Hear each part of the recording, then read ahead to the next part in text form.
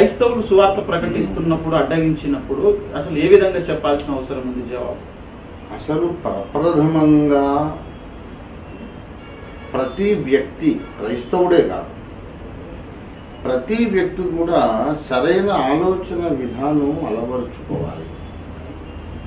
ఇప్పుడు క్రైస్తవులు అన్నారు, ఏ విధంగా సమాధానం చెప్పాలి అని మీరు అడుగుతున్నారు. అసలు నాకు ఎదురయ్యే సిచ్యువేషన్లో నేను కరెక్ట్గా మాట్లాడాలి, సరైన సమాధానం ఇవ్వాలి, అజ్ఞానంగా మాట్లాడి మూర్ఖుల నోరు మూయించాలి అనే కాన్సెప్ట్ క్రైస్తవులకు ఉండాలి కదా.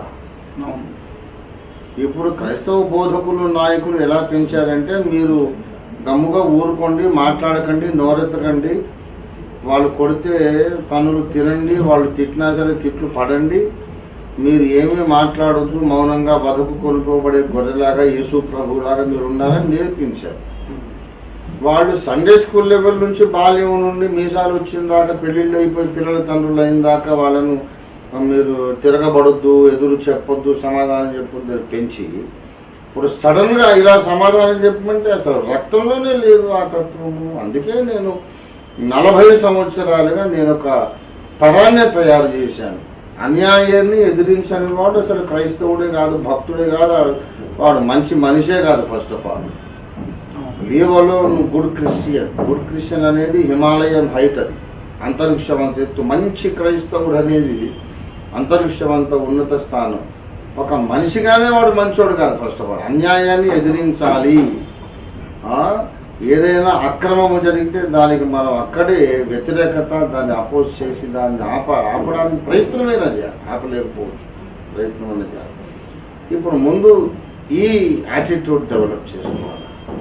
ఆ యాటిట్యూడ్ డెవలప్ అయిన తరువాత సెకండ్ స్టెప్ చెప్తాను. అప్పుడు మీరు అడిగిన ప్రశ్న వస్తుంది ఏంటంటే, ఏ విధంగా సమాధానం ఇవ్వాలంటే వెరీ సింపుల్, వెరీ సింపుల్. ఇప్పుడు వీధులలో హరే కృష్ణ హరే రామ భజన చేస్తూ ఇస్కాన్ వాళ్ళు వెళ్తుంటారు. మరి బోనాల పండుగ జరుగుతుంది, బోనాలు ఊరేగింపు జరుగుతుంది, గణేష్ నిమజ్జనం ఊరేగింపు జరుగుతాయి. అది మన దేశంలో ఇష్టదైవాన్ని బహిరంగంగా ఆరాధించుకోవడం, పూజించుకోవడమే కాకుండా ధర్మ ప్రచారాలు చేయడం కూడా మన దేశంలో అది సాంప్రదాయము. పబ్లిక్గా ఎందుకు చెబుతున్నావు, నువ్వు నోరు మూసుకొని నువ్వు అది ఉండాలా అని అంటే, మరి అదే చట్టం అందరికీ వర్తింపజేయాలి. క్రైస్తవులు కనుక వీధుల్లోకి రాకూడదు, వాళ్ళ దేవుని నామం ప్రకటించొద్దంటే, ఇంకా ఇతర దేవతలు మొక్కేవాళ్ళు హైందవం కానీ ఇస్లాం కానీ ఎవరు కూడా రోడ్ల మీదకి రావద్దు. ఎవరిళ్లలో ఎవరి గుళ్ళలో వాళ్ళు ఉండాలి. అంటే ఒక వర్గం వాళ్ళు అయితే వీధుల్లోకి రావచ్చు, ప్రకటించుకోవచ్చు, భజనలు చేయవచ్చు, క్రైస్తవులు మాత్రమే రావద్దు అనేది అది మనస్సాక్షికి విరుద్ధము, న్యాయానికి విరుద్ధం, రాజ్యాంగానికి విరుద్ధం, మానవత్వానికి విరుద్ధం. అసలు రాజ్యాంగంలో మనకు ఉన్నటువంటి హక్కు, ప్రాథమిక హక్కులలో ఒకటి డాక్టర్ భీమ్రావ్ అంబేద్కర్ గారు పొందుపరిచి మనకి ఇచ్చినటువంటి అద్భుతమైన అపురూపమైన రాజ్యాంగంలో మనకివ్వబడ్డ హక్కు ఏంటంటే, ఏ భారత పౌరుడైనా తనకు నచ్చిన మతాన్ని విశ్వసించవచ్చు, అవలంబించవచ్చు. తాను హృదయంలో ఏది నమ్ముకున్నాడో దాన్ని ఇతరులకు తాను ప్రచారం చేయొచ్చు. ఈ ప్రచారాన్ని విన్నవాడు నిర్ణయించుకోవాలి. ఇది బాగుందనుకుంటే అతడు కూడా నమ్మొచ్చు, లేకపోతే దాన్ని వదిలేయచ్చు. So believing any religion and propagating the religion, I believe, is our fundamental right in India. మీరెందుకు బయటకు వచ్చేసి వార్త ప్రకటిస్తున్నారు, మీకు పోలీస్ పర్మిషన్ ఉందా అని అడిగిన వాడు ఒట్టి చవట, వాడు ఒక మూర్ఖుడు.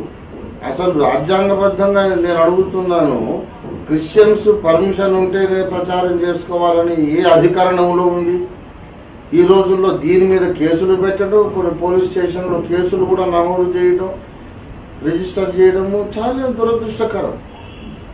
అధికార యంత్రాంగమే రాజ్యాంగానికి విరోధంగా పనిచేస్తున్నదా అని అనుమానం కలుగుతూ ఉన్నది. ఏ అధికరణంలో ఉంది పర్మిషన్ తీసుకొని చెప్పుకోవాలని? ఏ అధికరణలో కూడా లేదు. మనకు గణపతి నవరాత్రులు, దేవీ నవరాత్రులు, తర్వాత ఎన్నెన్ని పండుగలు వస్తూ ఉంటాయి. గూగుల్ బాగిలో పెద్ద సౌండ్ పెడుతుంటారు. మరి క్రైస్తవులు ముస్లింలు ఊరుకోవట్లేదు. వాళ్ళ పండగ అండి, కానివ్వండి పర్లేదు, లెట్ దెమ్ ఎంజాయ్ అనుకుంటారు, గమ్ముగా ఊరుకుంటారు. అవును సార్. కానీ క్రైస్తవులు వచ్చి కొడతారు, చంపుతారు, మానభంగాలు చేస్తారు, చర్చిలు కూర్చోవేస్తారు.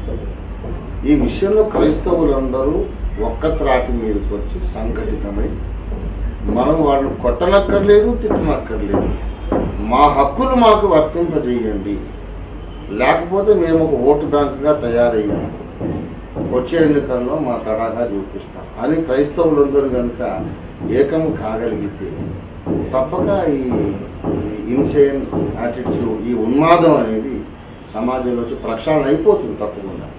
అది ఆ ఉన్మాదాన్ని తొలగించాల్సిన బాధ్యత క్రైస్తవులదే.